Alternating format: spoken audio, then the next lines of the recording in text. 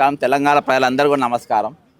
ఈరోజు తెలంగాణ ఉద్యమకారుల గుర్తింపు కమిటీ దానికి కేశవ్ గారిని, అద్దంకి దయాకర్ గారిని, మరి రాములు నాయక్ గారిని, చాలామందిని శోభన్ రెడ్డి గారిని విధంగా చాలామందిని వేసారు.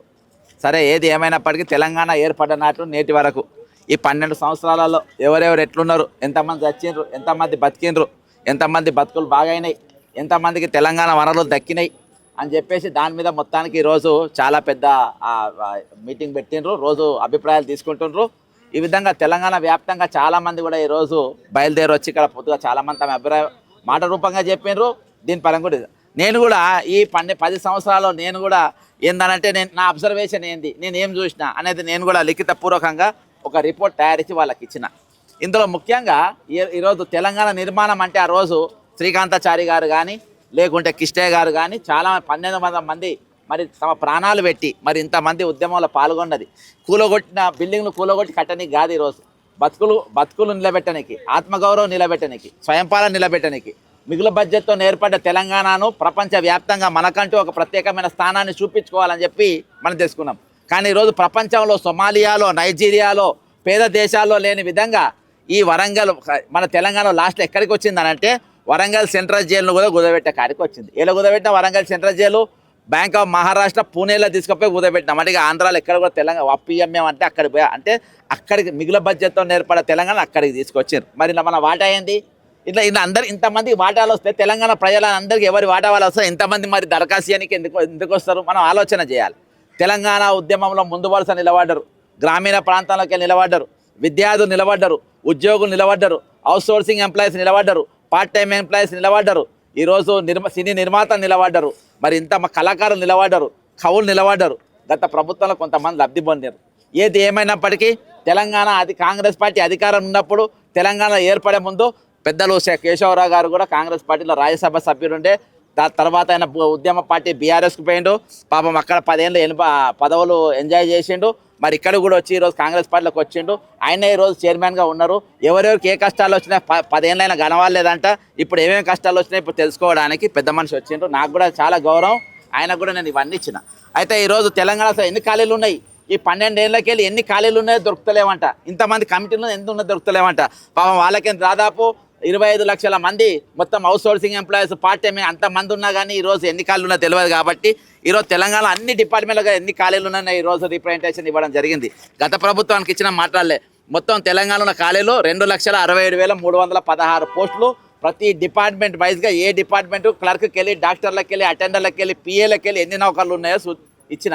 ఈరోజు ఇందులో తెలంగాణ ఉద్యమకారులకు మరి మీరు ఎన్ని నౌకర్లు ఇస్తారు, ఏమి ఇస్తారనేది చూద్దాం.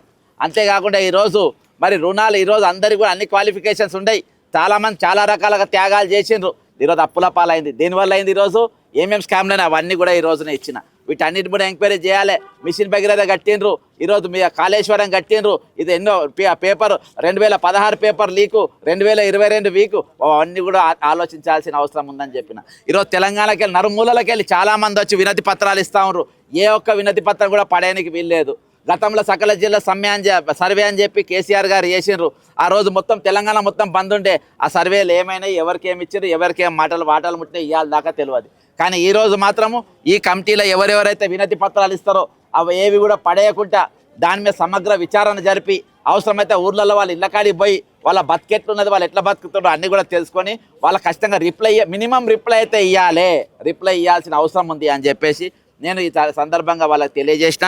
ఖచ్చితంగా మరి ఒకసారి నేను కూడా పాజిటివ్ సెన్స్తో మాట్లాడుతున్నా. విమర్శనాత్మకమైన ఆలోచన ఎటువంటిది మాకు లేదు.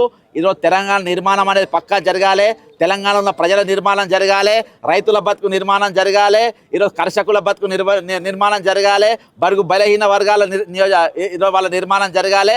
అధికారం అనేది ఎవరి చేతుల్లో ఉన్నా కానీ అందులో అందరి కూడా పాలు పంపులు ఉండాలనేది ఈరోజు ఆ ఆకాంక్షతోనే తెలంగాణ ఉద్యమంలో మరి వాళ్ళు తన ప్రాణాలకు వదిలేసారు. మరి అంతేకాకుండా ఈరోజు శ్రీకాంతాచారి గారి ఆయన మరణం తర్వాత తెలంగాణ ఉద్యమం ఏ విధంగా మలుపు తిరిగిందో అదేవిధంగా జైబోలో తెలంగాణ సినిమా తీసిన తర్వాత మరి తెలంగాణ మలుపు అనేది తెలంగాణ వచ్చేదాకా అది అట్లా ఉన్నది. మరి ఈరోజు ఆ సినిమా తీసిన శంకర్ ఏమైపోయాడు? ఆ శంకర్ కనబడుతుండే ఎక్కడ? చాలా పెద్ద పెద్ద హిట్ సినిమాలు తీసిన ఆయన జైబోలో తెలంగాణ సినిమా తీసిన తర్వాత ఈరోజు సినిమా నిర్మాత శంకర్ కనబడుతుండవు, కళాకారుడు ఎక్కడికి పోయిండు? ఎక్కడ ఎవరన్నా పలకరించిండ్రా? ఆయన ఏమైపోయినరు? ఈరోజు నువ్వు జైపూర్లో తెలంగాణ సినిమా తీస్తావా అని చెప్పేసి ఆంధ్ర పెత్తనంలో ఉన్నటువంటి సినిమా ఇండస్ట్రీ ఆయన తొక్కితే ఇవాళకి కనబడతలేరు. ఆయనకు 5 ఎకరాల తెలంగాణ భూమి ఇచ్చిందంటే ఒక స్టూడియో కట్టమని, తిరగంగా నువ్వు స్టూడియో కట్టాలని వీళ్ళే చెప్పిండ్రంట. దానికోసం 5 ఎకరాల భూమి తిరగంగా భూమి ఇస్తారు, మళ్ళీ వీధే కేసు వేపిస్తారు. మన హైకోర్టు కాడ కలిసింది, ఏమన్నా నీ సినిమాలు తీస్తలేవు, ఈడ కనబడలేవంటే, తమ్మి ఆ సినిమా తీసిన తర్వాత నేను కనబడతలేదు, ఏమైందో నేను ఏడ కూడా కనబడతలేను, ఏడ కూడా కనబడనిస్తలేరు. ఈరోజు నా మీద వేసి నా మీదనే కోర్టుల కేసు వేసి నా భూమి కోసం తిరుగుతున్నా అని చెప్పిండ్రు. ఈరోజు కళాకారుల పరిస్థితి అంటే తెలంగాణ కోసం నిజంగా త్యాగం చేసిన వాళ్ళకి ఏమైనా లాభం జరిగిందా? తెలంగాణ కోసం ప్రాణాలు అర్పించిన కుటుంబాలకు ఏమైనా లాభం జరిగిందా? తెలంగాణ కోసం ఆత్మ బలిదానాలు చేసిన వాళ్ళకి ఏమైనా జరిగిందా? ఈరోజు దానికోసం ఆస్తులు పోగొట్టుకొని పైసలు పోగొట్టుకు ఏమైనా జరిగిందా? ఈరోజు వాళ్ళందరూ ఇలా కనబడ్డారు చాలా రోజుల తర్వాత అలసిపోయిన ముఖాలను చూసినా, ఇప్పటిదాకా లోపల అలసిపోయిన ముఖాలను చూసినా, నీరుగారిపోయిన ముఖాలను చూసినా, నిరసించి ముఖాల పైన చూసినా, కనీసం ఇప్పటినా వాళ్ళని పుష్పించేటట్టుగా మీరు చేయాలి, చిగురించేటట్టుగా చేయాలి, వాళ్ళ బతుకులు మళ్ళీ బాగు చేసే ఆలోచన చేయాలని కోరుకుంటూ, ఇది అవినీతిని అనేది పూర్తిగా బాలదోలాలి. అవినీతి లేని తెలంగాణ కోసం పోరాటం తెచ్చిండ్రు, అవినీతి జరగకుండా చూడాలి.